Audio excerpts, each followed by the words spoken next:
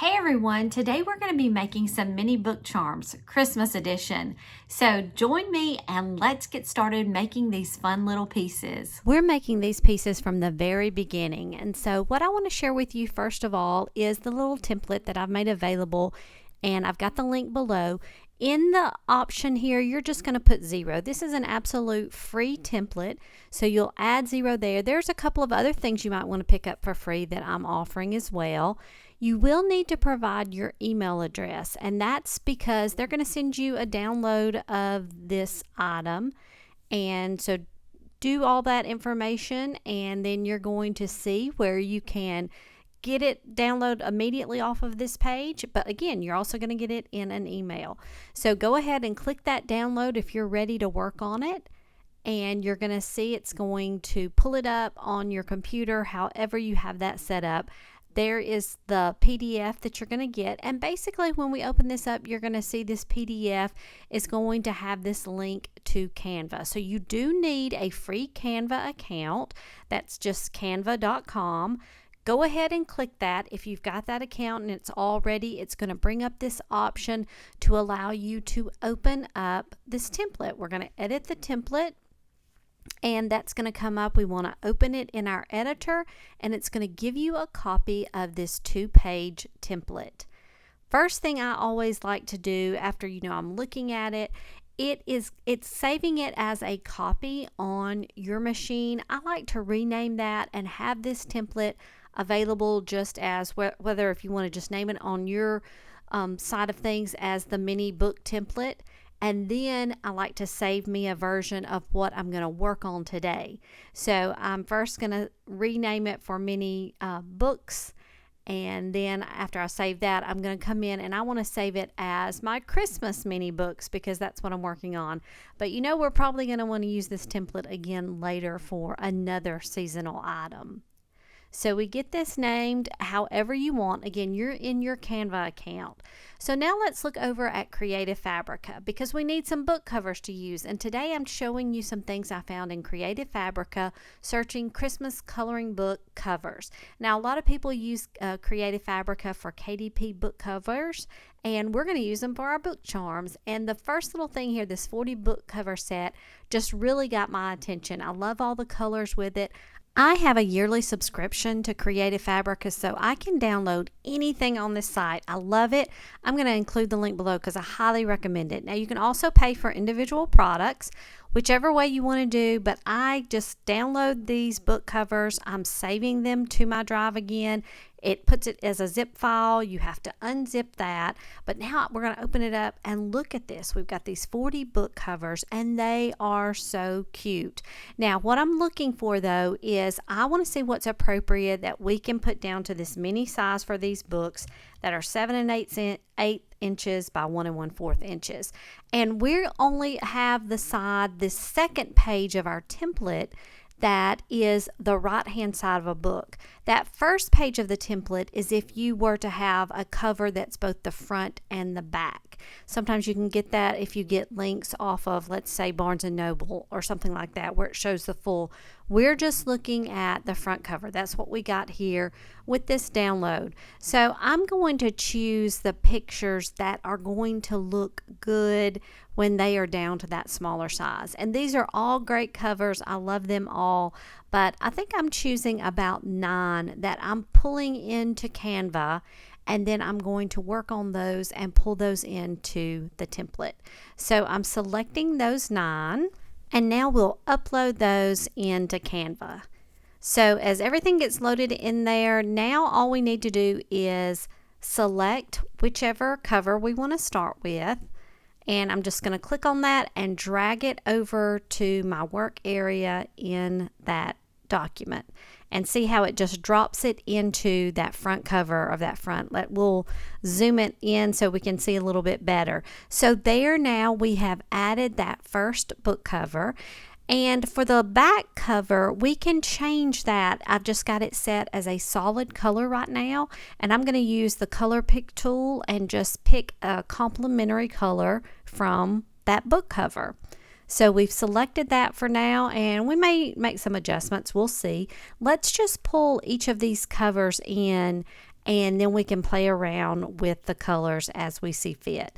So again, just click on the book cover, drag it over to that little area where the image goes, and it will set it in place, size it up and everything. I love that.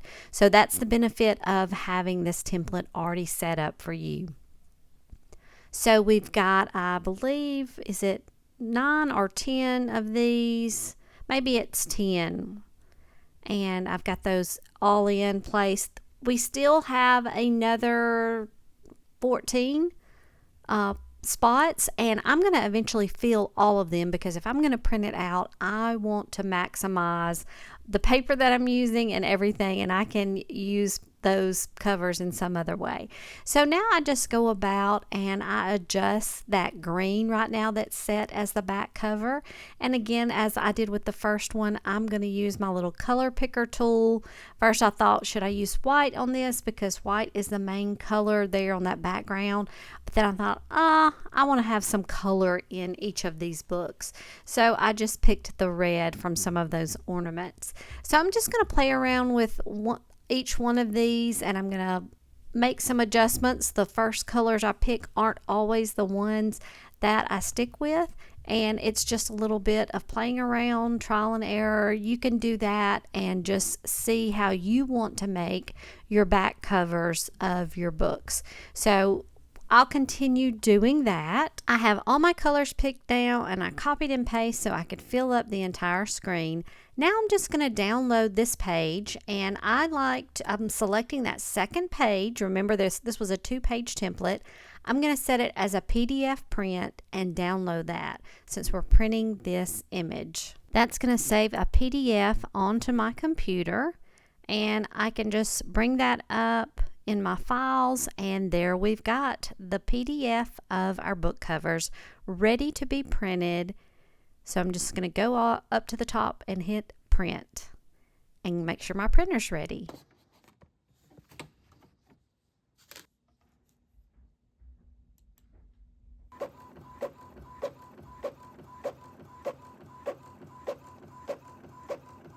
Now we've made it over to the craft table. I have my print out of the little mini book covers. I want to show you some of the other supplies that we're going to need.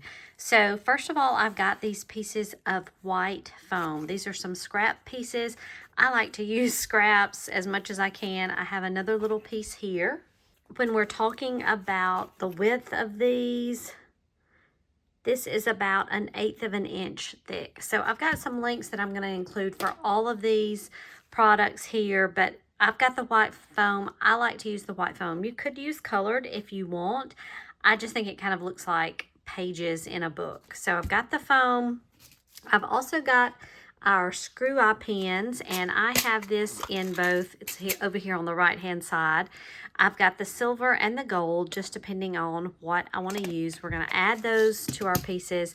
I also make use of the Tombow liquid glue, aqua liquid glue.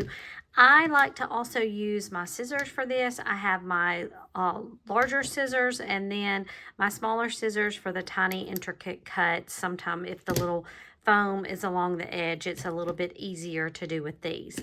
So these are the pieces that we're going to use to get started with assembling our mini books to use as charms. And one other thing I wanted to mention, once we get all of our books assembled, we're going to put some glaze on top, and I've got some different options for that.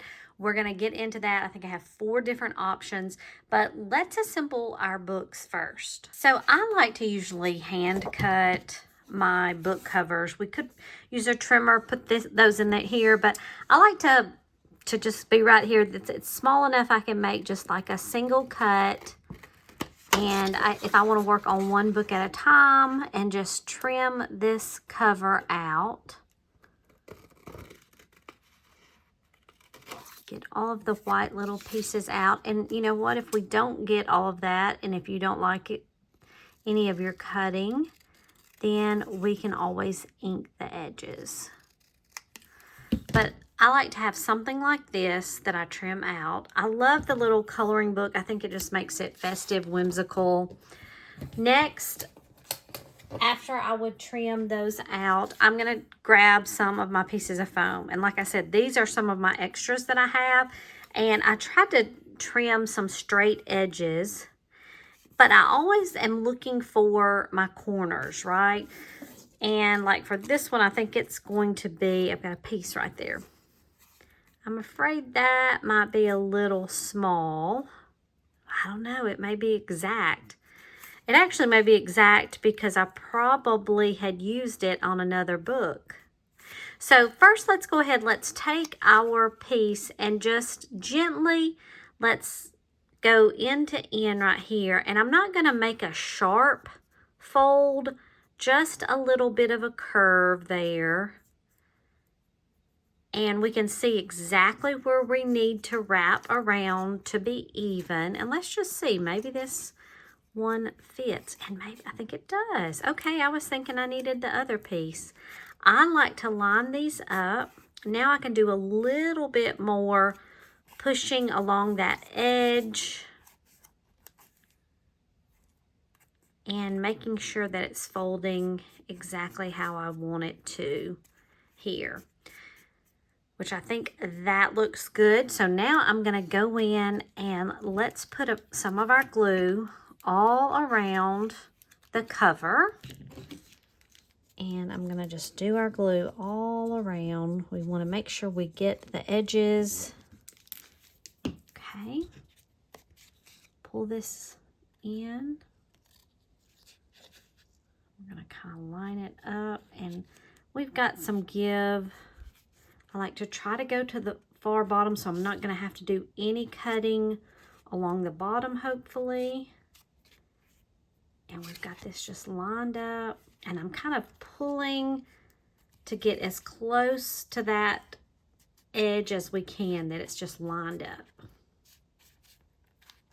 Sometimes it wants to pop out, so just really press that down as we're pushing as well, and maybe begin to do a little bit of a bend on that edge. Okay, make sure I haven't extended down. Once I've got this where I really like it secure, I have a nice paperweight that I'm going to place down on that and give it some time to dry. So I'm going to continue that with my other books, trimming them out, placing these on the different pieces of foam, and then we're going to let that dry.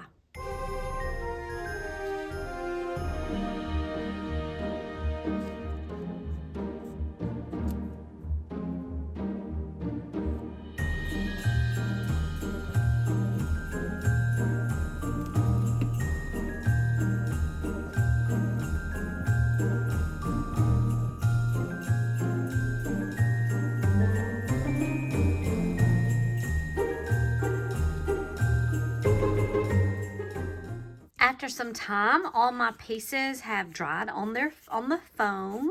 In the last scene, I had showed you where I had used my little blocks on top of these.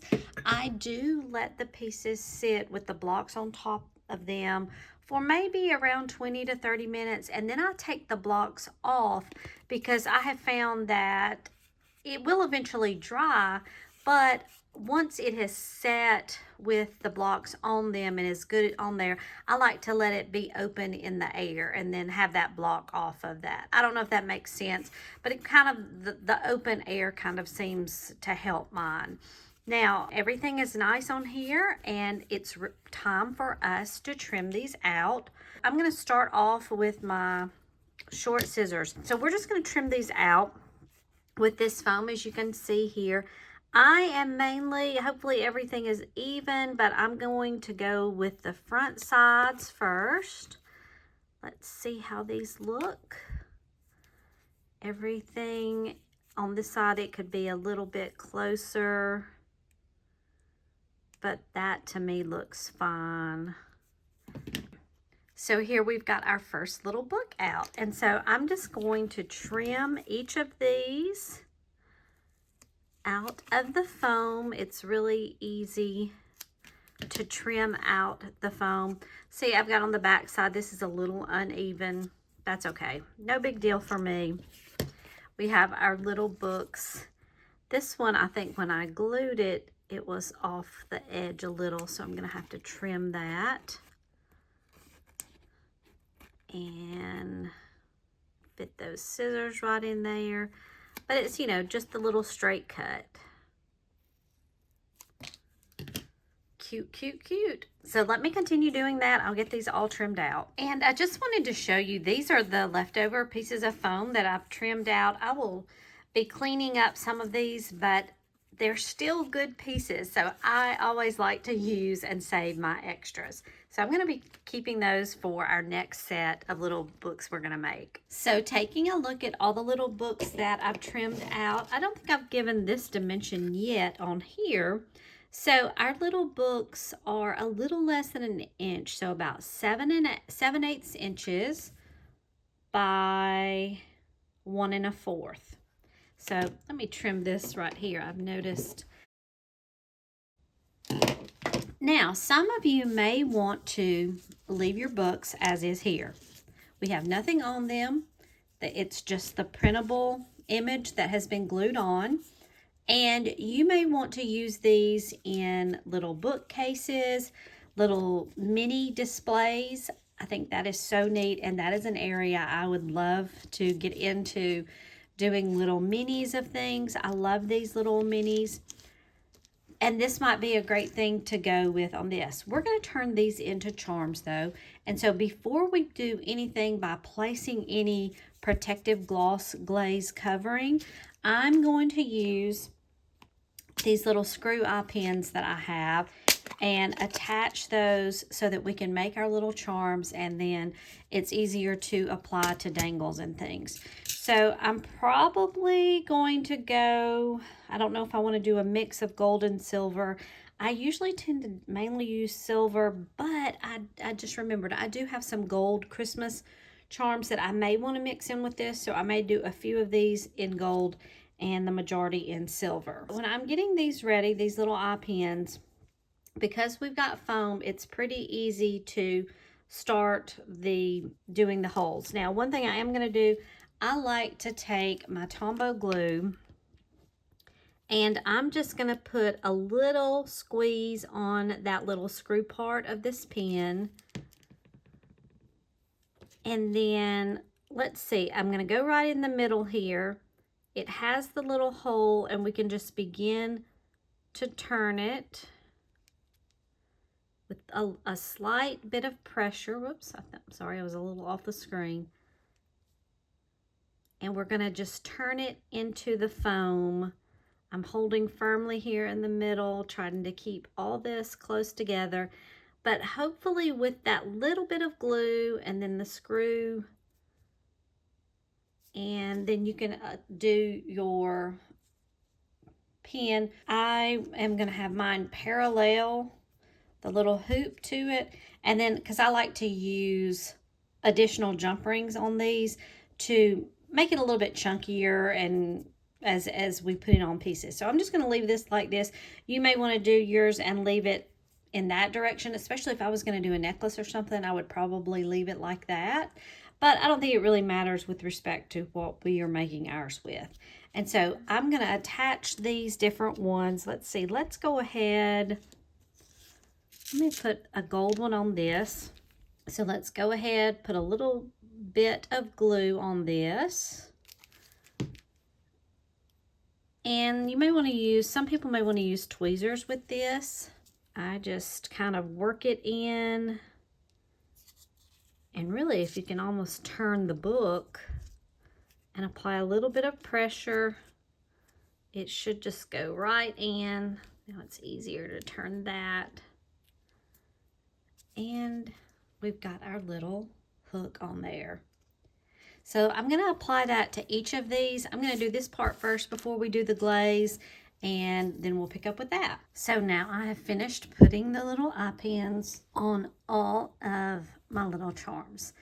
Now it's time for us to think about doing a glaze. And like I had mentioned before, if you didn't even want to put the eye pins and if you just wanted to have the little books, you could go along without any kind of covering It really just depends on what you're going to be using it for, because you've got to think this is just like any kind of printed paper, and it is subject to being faded or, you know, maybe any kind of water damage or anything like that. But for personal use, a lot of times I may just go with this as it is, but I do like using the different glazes, and I've got some new options in here today. First time I've ever used two of them, and so we're going to see how it turns out. One of my go-tos is Glossy Accents, and I have used this before. It is by Ranger. I'll put a link to all of these items below. This is basically just going to need to dry. It says dries to a hard, clear, glossy finish.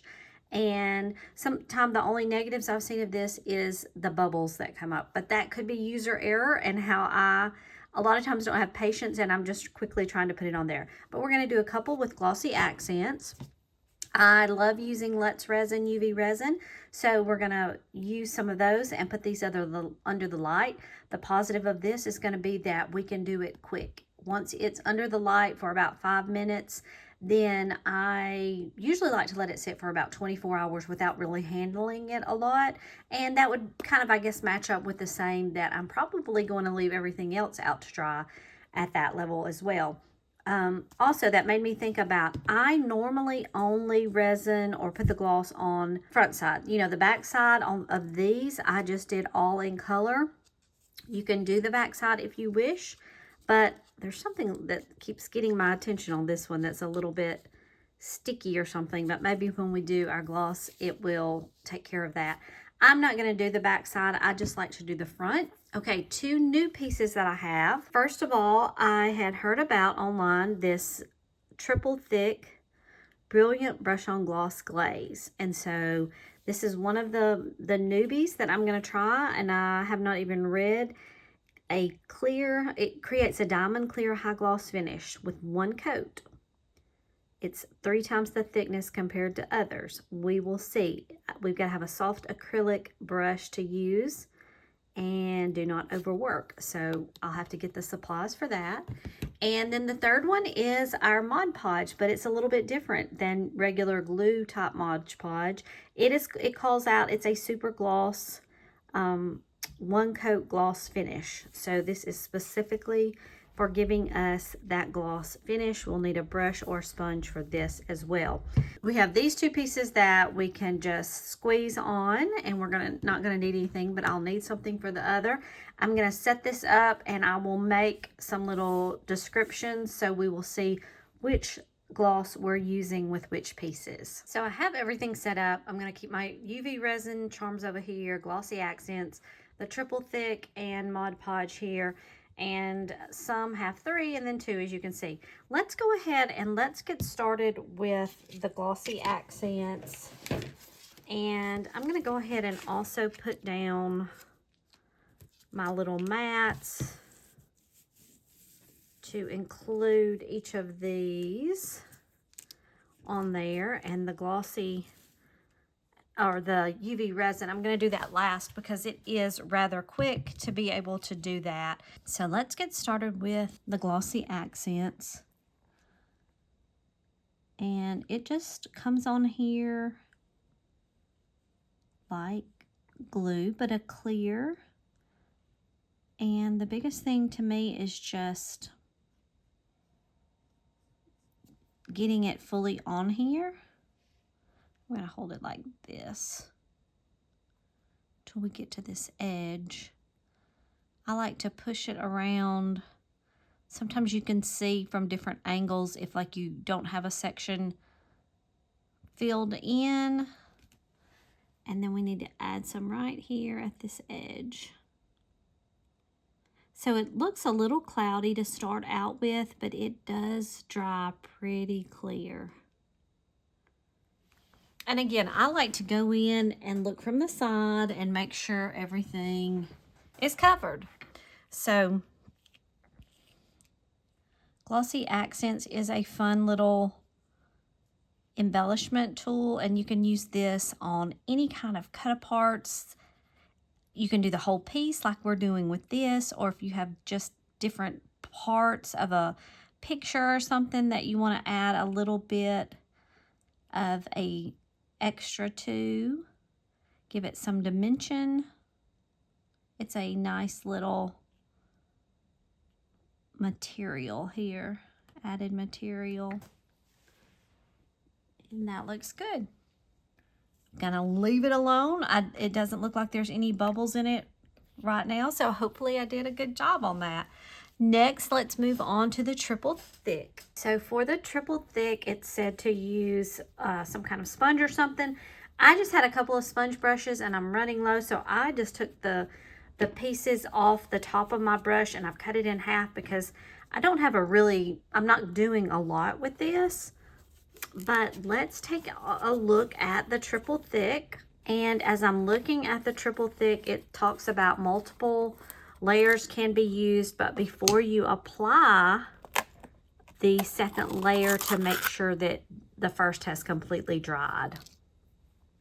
And they suggest 24 hours within each, or for complete drying time. So that really is going to work the same as I am with my other materials. I like to keep baby wipes handy, especially when I'm doing any kind of craft, but especially when I'm messing with all the glue and things. So I'm just going to dip the end of my sponge into this. And again, I've not used this before, so we shall see how this works. I'm going to try to just do a layer, and I guess it would work best if I set it down.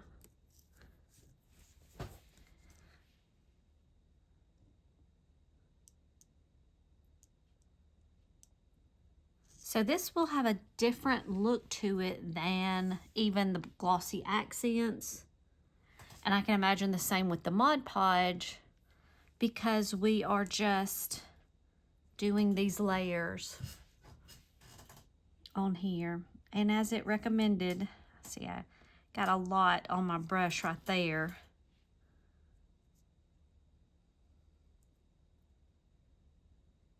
To not make it thick. And we can always add more. I just kind of want to move this over so we make sure we remember this one is the triple thick. And we have one more to go with this. So it looks like it doesn't take a lot to get that layer. And I'm really glad I already had included the eye pins on this. Another thing I was just thinking, I'm not noticing any smearing from just applying this. Sometimes you have that with glue and such. Okay, I think I'm gonna go with that. We may look at this tomorrow after it's been sitting here and decide that we need to try another layer. We'll see. Next, let's move to the Mod Podge. I decided to grab up another sheet because to keep everything separate, because it's a little bit more challenging when we're trying to put these on, and I didn't want to get them mixed up. So here's the Mod Podge one. Again, I've got a fresh sponge. And let's go with these two. Same way, I'm going to try to start up here from the top.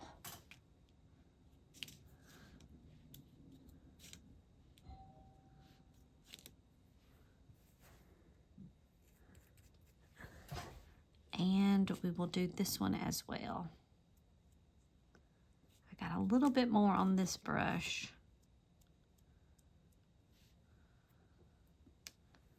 And we will try this. Whoops. I do have to say, I think I like being able to squirt. Maybe if I can, or maybe I should have done this from the beginning. If I hold this down, much better. That's probably what the technique I should have used. Okay, but I think that gloss is on there, and let's see how it works. I want to smooth this out right here. Got a little bit of a chunkiness of it on the top.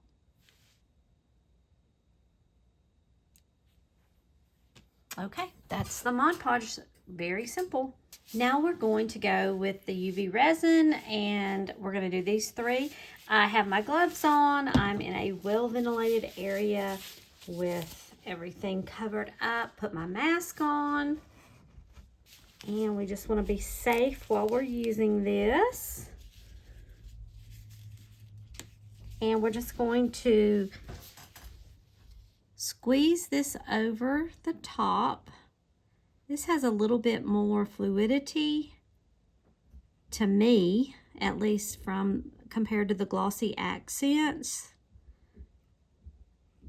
And hopefully we won't have any issues with bubbling up. Just as I said that, there goes a bubble, but I think it did pop. So I just like to make sure, again, that is covered up through the top. And I'm going to do all three of these, and then we will set these under the lamp.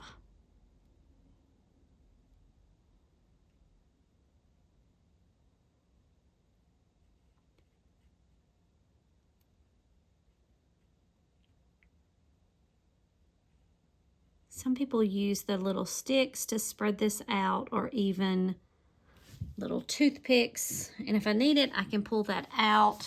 But for now, I'm just using the top here of the bottle. Works well for me.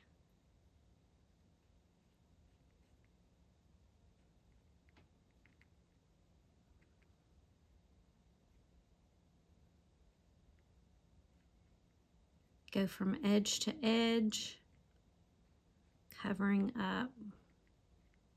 All right, these look covered to me. Within the kits that I've gotten with Let's Resin, it has included the little UV lamp.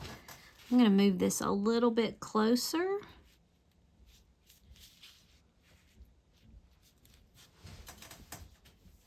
And I'm going to place this lamp on top, and we'll let it go for 5 minutes.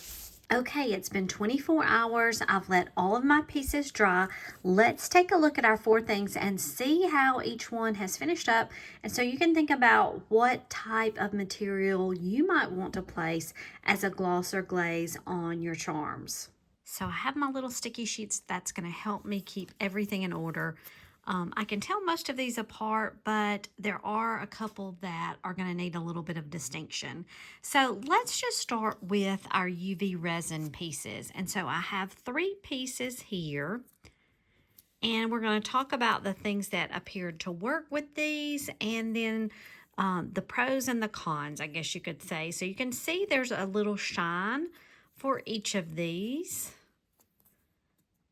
And one thing though, and you can pick it up a little bit here with this one, there were some bubbles that I did not pick up on, and maybe when I go back and look at my video, I'll see. But as this was beginning to, when it was under the lamp and as it came out, I could see the bubbles. Not so much here in this piece. And just a few on Santa's top part of his hat there. I can see a little bit of them. But overall, whoops, excuse me. Overall, I really like these. I always like how resin turns out. Again, you can see the back side that I did not cover with anything. There is, now let's look at another thing here, is any kind of warping, the covers coming up. So there is just a little bit. And I think that also comes with, that was a positive, I think, of that. I like the little bit of a glossy and dimension. It is above, you know, the piece there.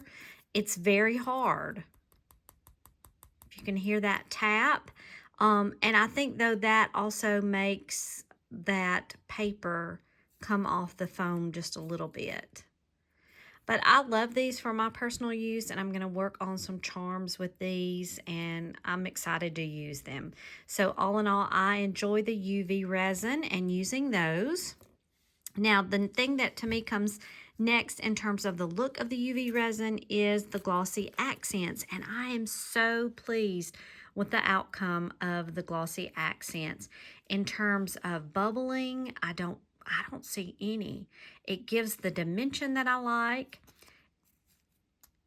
It's probably not, and I would say it's not as hard as the UV resin, but it gives a very similar look. If we go from the side, everything looks like it has stayed attached to the foam very well. And I just really like this look. I was really pleased with my Glossy Accents. It always does a good job though, I think. It's surprising, like when we had looked at it at first, it's a little bit of a cloudiness, but it dries perfectly clear on here. So perfect outcome for Glossy Accents as well. Let's look at the new glosses that we used. First off, I've got the triple thick, which was the Deco Art. And we have 3 pieces with that. Now, I can already tell from the look and the feel, this is a different feel than we're going to get from our resin. The dimension, this is more flat, and I think you can get a look of this right here, but it has a great gloss cover. So if we look at these from the side, look wonderful. It just has this flat gloss on there. Now, as I had read to you as I was looking at these pieces, I know I can put multiple layers on this, and I may go back and do that, and if I do, I will share something about that. But I think in terms of the protection of our pieces and it being covered with this gloss, this is perfect. I love the shininess of it. I think this is a great choice. And like I said, the thickness may be there when I do multiple layers. I'm really happy with these. Perfect. They're going to be used. They're just different, right?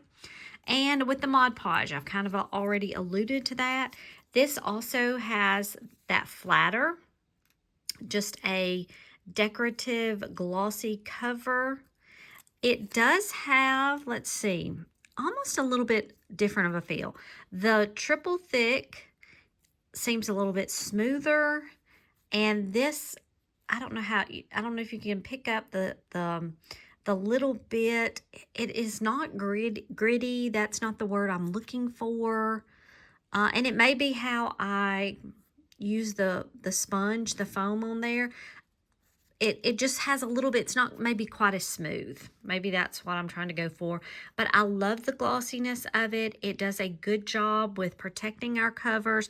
This may be, if you're wanting to do the back covers as well, this type of glaze, this and the triple thick may be a good option because it's just going to cover that up. And it may even be that you might want to put those on with the Glossy Accents or the UV. I don't have to put the thicker pieces on my back sides because we're just going to be mainly looking at what we've got on the front. At least that's the way I think about it. But I think this Mod Podge option is well too. I'm glad to have all of them, and I will be using all of these pieces. So this is the look of all the pieces together. We can kind of tell the difference. I can see the glare here from the UV. We're going to get that just because the shininess is more.